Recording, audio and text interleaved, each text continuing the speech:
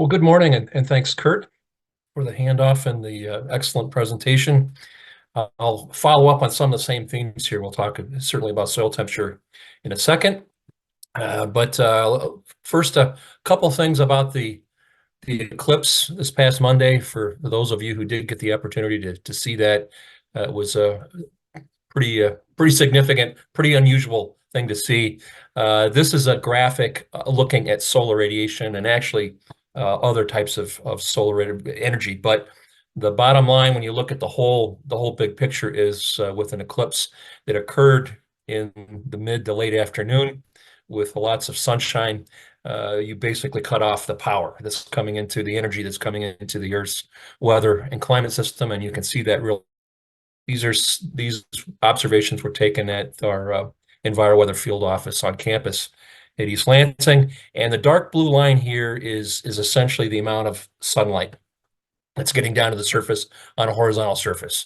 And at East Lansing, the eclipse began around 1:30 p.m. local time, and it peaked about 3:12 p.m. and then back to normal once again after about 4:30, something along those lines. But you can, and the other big news was for Monday, and thinking back about last week, we talked about this.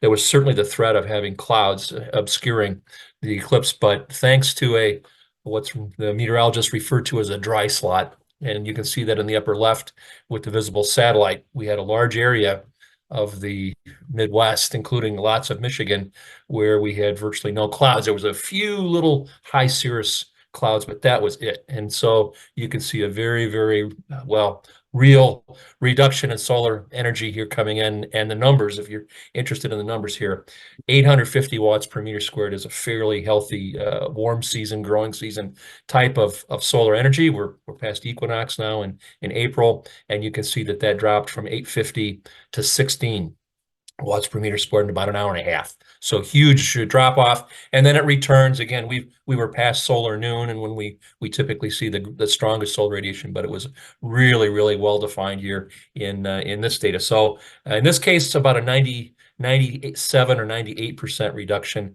in solar energy.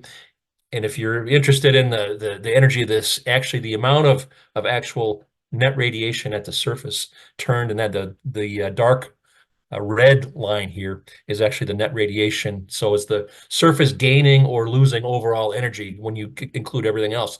And for that period in the middle of the afternoon, we were actually negative.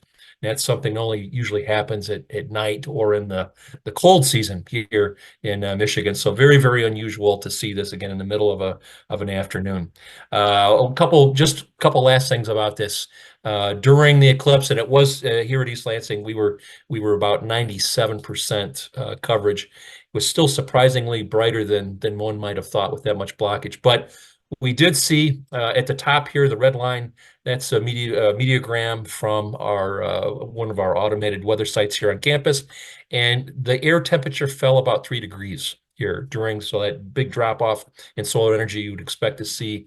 There's less energy, actually some cooling going on in areas that had total eclipse to our south in Indiana and Ohio. There were observed temperature drops of 6 degrees or more. So even when we blocked everything out, it was even more significant. But here, locally, again, about 3 degrees. The other major issue or change of note, and that's down on the third line here. These are wind speeds and directions during the eclipse. And typically the afternoon is usually our windiest time of the day. It depends on the day, but over time, that's definitely true with the heating of the surface and the mixing that goes on. But during the eclipse here, again, with that huge drop off in energy, we saw a drop in wind speed. It was a breezy day up until when the eclipse started, and our wind speeds dropped from about 16 miles per hour down to about 6 or 5 or 6. So at least a 10-mile-per-hour drop in the wind speed also. And again, that picked up when the sun came back, and we didn't get back up quite as high as where we started or before the eclipse, but we got that mixing down by the surface, and the winds picked up once again, up to about 15 miles per hour. So the atmosphere performed and basically behaved exactly theoretically like we would expect. When you add heat to the surface like that, you get all sorts of convective mixing. that goes on.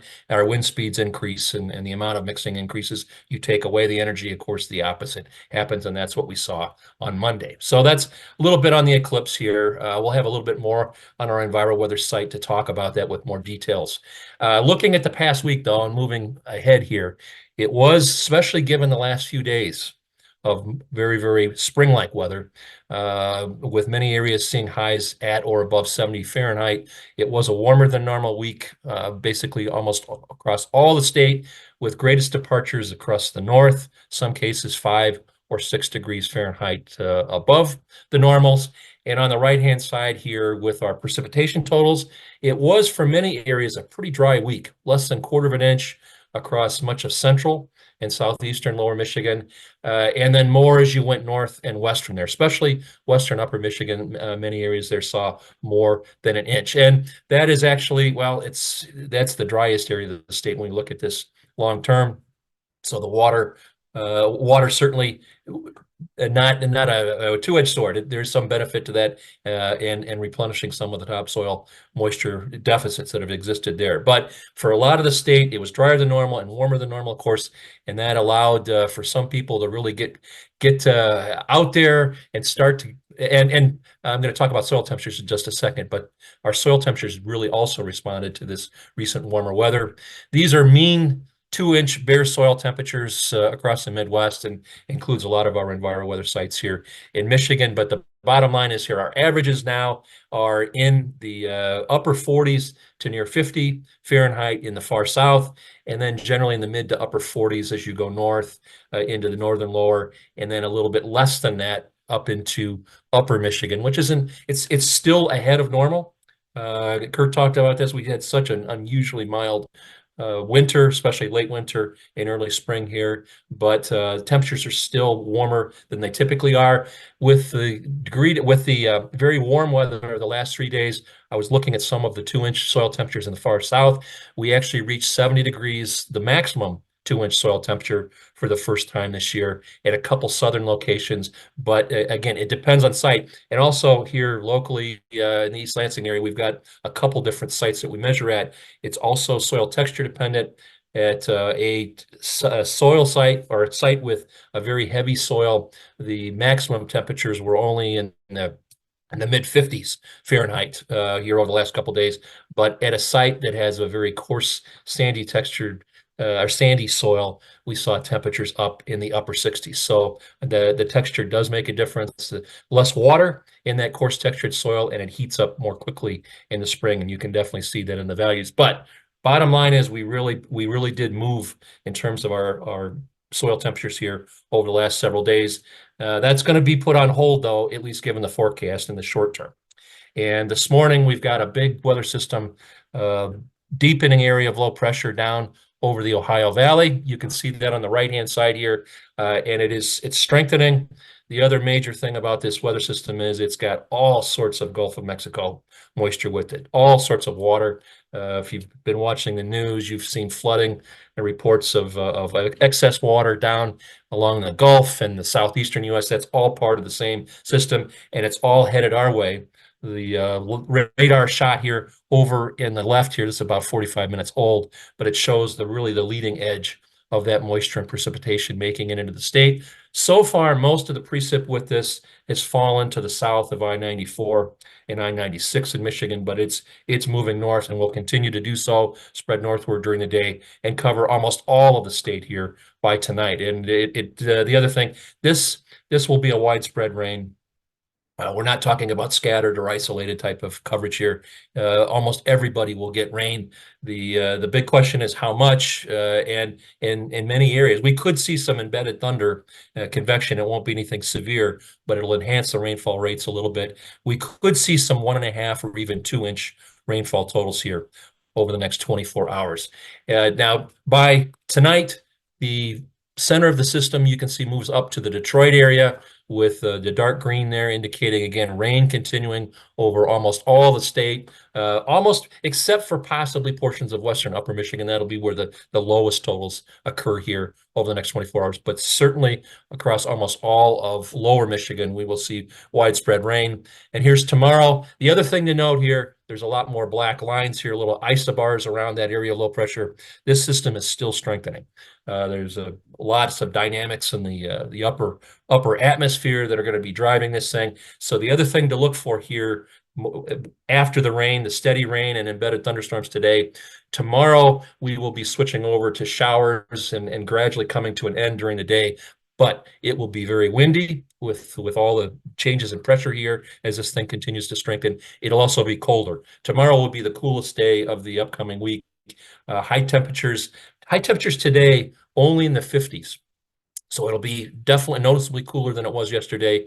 And then tomorrow, many areas will not get out of the 40s. That'll be, as I say, the coldest day of the upcoming week. Windy, blustery with occasional showers. We will see another tenth or two of an inch of rainfall tomorrow, but the bulk of it falls here over the next, again, 12 to 24 today, but more showers tomorrow. All those will come to an end from west to east across the state here by probably by the late afternoon or early evening. And then Saturday morning at 8 o'clock, you can see we're under basically high pressure once again. And temperature-wise, we will see a fairly rapid rebound from that cool, blustery day, windy day expected tomorrow. We'll be back up into the 50s on Saturday with dry conditions. There is an outside chance, by the way, overnight Friday or overnight Saturday into Sunday. We could see a couple of isolated or scattered showers, some rainfall, but very light, maybe a couple hundredths of an inch, a tenth or so in some spots. Most areas will remain dry, but there will be some clouds with that, some warmer air heading our way once again aloft. And then on Sunday, we should see a real response back up into the 60s to near 70 for high temperatures, and that continues into early next week. So we will go back up to significantly above normal temperatures here by the early part of next week. Now, after today and early tomorrow, the next best chance for rainfall, significant rainfall, coming again on Tuesday or Wednesday of next week. Fairly active weather pattern across the Midwest with the current jet stream pattern that we're on. So expect, again, more significant rainfall by the middle of next week and possibly more after that. For precipitation totals, and this is a big change, the rainfall that we're talking about, and we've about, I did look at a couple of our environmental weather sites. I saw Constantine was almost up to half an inch of rain so far. There's a couple spots down there, mostly quarter of an half an inch had already fallen, but significant rain. This is the most significant rainfall we've had in Michigan, widespread in several weeks, maybe even a couple months. So this is a fairly large event, or it is a large event, and it will change is certainly tactics and what we're thinking about in terms of planning and any kind of field work and so forth. It's going to be on hold for at least the near-term future because of certainly wetness and return of water to the environment here. But you can see the precipitation forecast in some cases more than 2 inches possible. I think this is maybe a little aggressive in terms of the amounts, but still very, very wet system is expected here as we move through the next 7 to 10 days. And in the medium range forecast outlook here, 6 to 10 day and 8 to 14 day outlooks are fairly similar. They're not quite as consistent as they were in the last few days, but the jet stream pattern here suggests troughing out over the western U.S., ridging over the east, but the big caveat here is those waves are going to be moving across North America. And that will be giving us, again, periodic chances for these big weather systems like the one that's going through right now. Another one by the middle of next week. That one probably will go to our west. We'll be on the warm side of that one, but still more precip.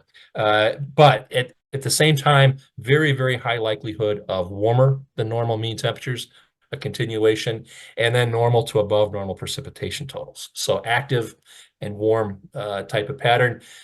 Potential evapotranspiration rates, I'll mention those. It's usually earlier than we talk about that, but given the warm temperatures, at least we will be seeing elevated evaporation losses, and it will be significantly above normal, probably around 15 hundredths of a day for the reference totals as we look at the next week. But with a warmer and wetter pattern, we're going to have to choose those.